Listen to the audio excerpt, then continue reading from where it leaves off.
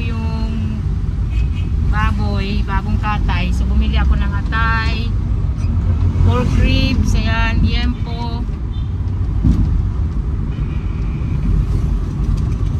Babalik ako mamaya dahil bibilang ko sila ate ng pata.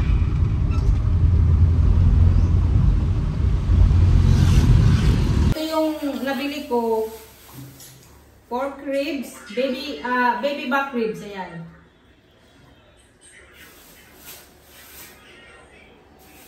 Bagong ano lang to katay. And dito rin oh. I-grill ni Daddy Marco. Bali 2 kilong ano ribs. Ayan. Yung isa, uulamin namin mamayang tanghali. At saka pork liver. Dahil paborito ko talaga ang pork liver. Ayan. At saka liempo. So, huhugasan natin ito.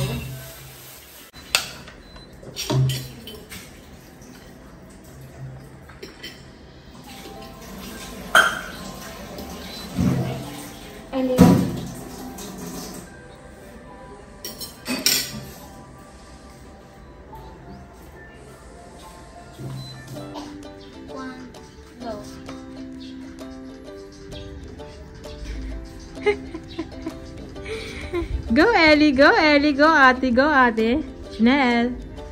Yeah, look at it. Be careful. Ellie, this one is much more good for the baby. This one. Look, Ellie, I can also do like this.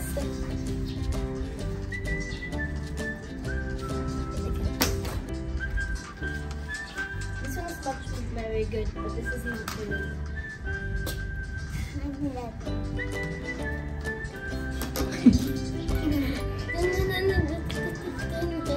It's not done. Okay. Okay, you dance also. Okay, show it to mommy. Nagahalit. Okay, dance.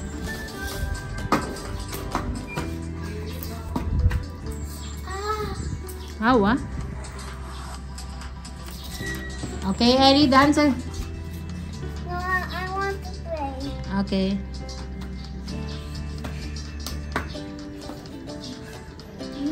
I did that.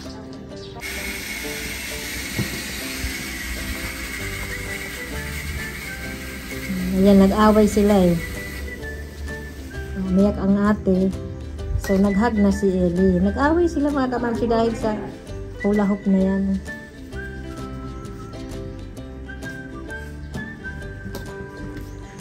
Happy Sunday sa inyong lahat mga kamamsi.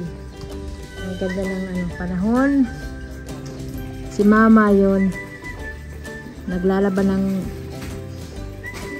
ano ba yan? Basahan.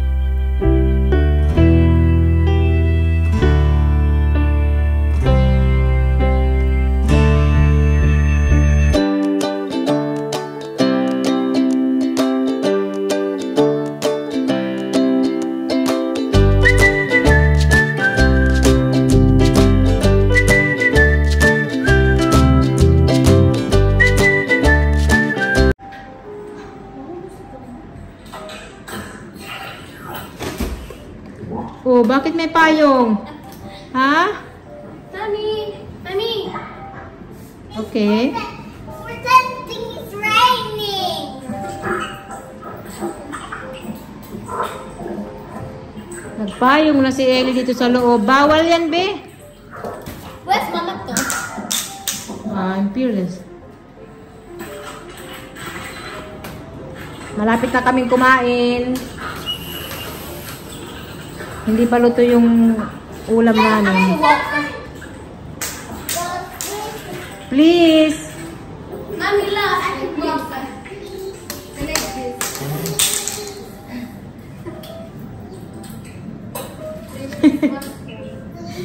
Ate. Ito yung aming ulam. Ito yung nabili ko na pork ribs. Kaninang umaga. Hindi pa siya luto.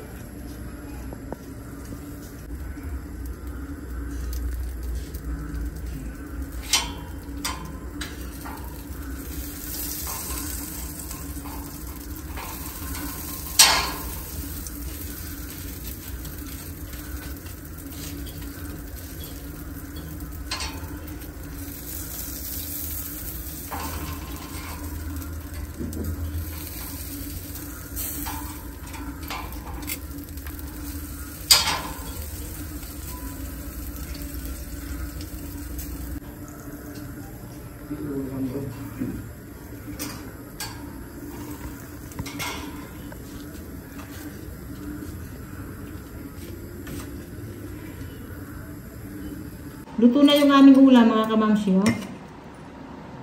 Hindi siya sunog. Sakto lang yung pagkakaluto.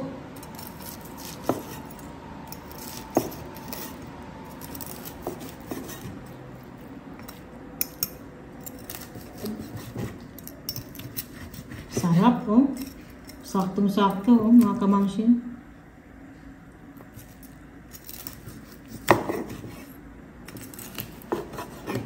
Ayan. Tara, kain tayo.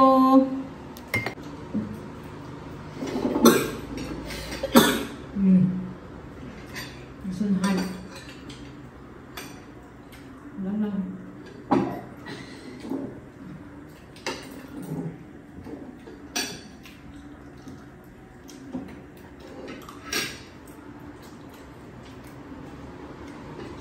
Mga kamamsi, nandito ako sa kwarto ni Jamie. Pinaplansya ko yung kanyang uniform. Ayan. Nakikita niyo, mga kamamsi. Nagplansya si Mami Airy. Ayan, oh.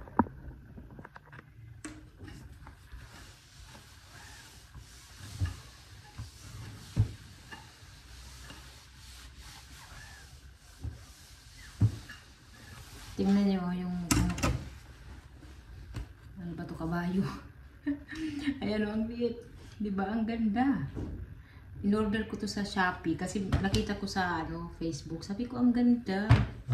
Ako mag-order. Mag-order din ako nito. Magaan lang siya, oh. Kasi meron kami nito sa Switzerland, pero malaki yun, mga kamamsi. Minsan naiipit ako pag binubuhat ko yun. Dinadala ko sa sala. Naiipit ako. Ito, oh. Simple lang. Pwede mo to dalhin kahit saan, at saka ano din siya. Kahit saan mo siya itago, okay lang, di ba?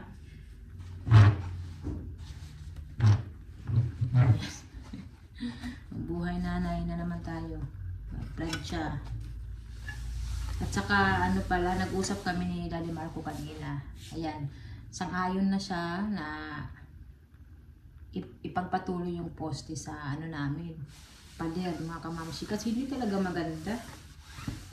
Pangit tingnan.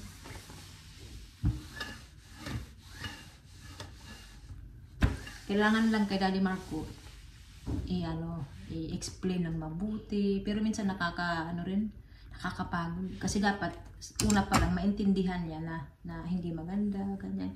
Kaya ako napapagod ako, mga kamamsi. Kung hindi lang ako nanghihinayang sa gastos, hahayaan ko na lang yan dyan.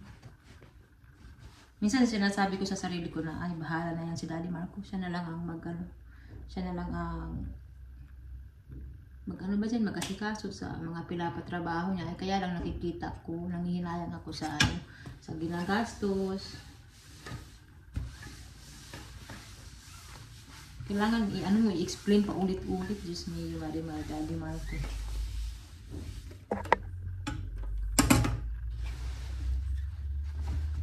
Actually, marami pa dyan mga kamamsi yung yung kailangan i-correct. Kaya lang hindi ko na pinapakialaman eh. Magkagalit si Daddy Marco. At least, okay na siya sa sa pader. Bali bibili na ng materialis pa ulit.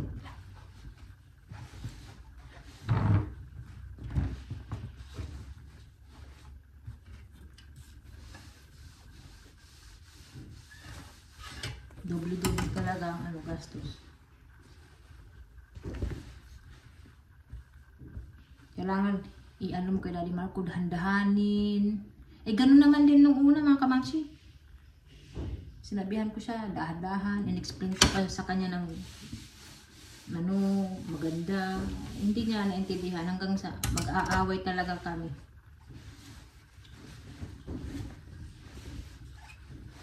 Kasi hindi ko yan palalagpasin na pader dahil gumastos na lang kami, di ba? Dapat maganda ang pagkakatrabaho.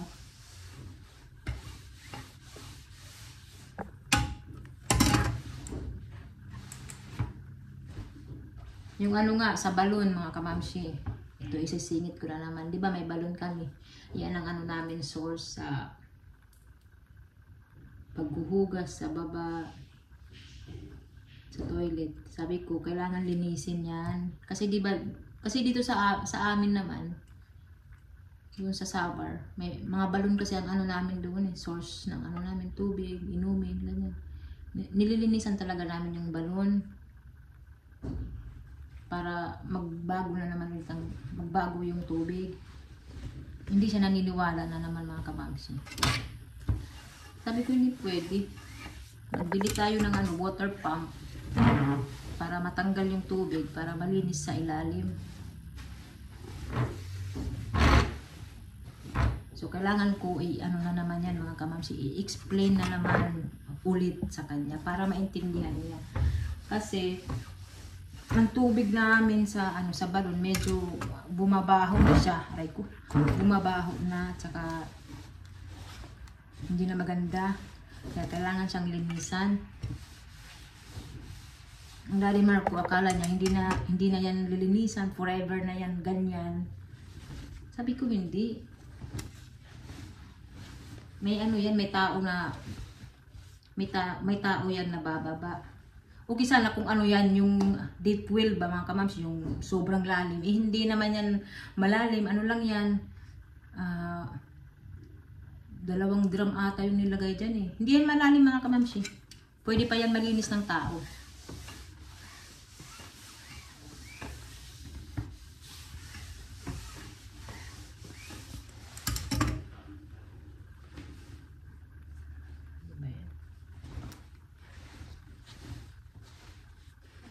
So, ayan lang mga kamamsi.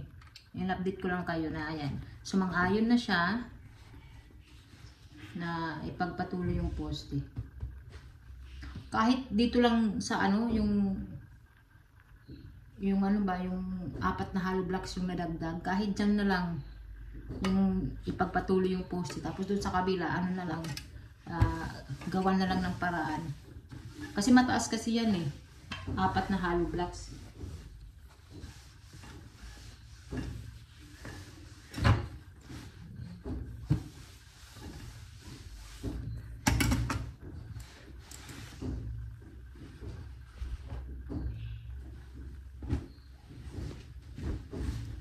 So, ayan lang mga kamams yung natin video. Maraming salamat. Tapusin ko ito dahil bababa pa ako ulit. Bye-bye!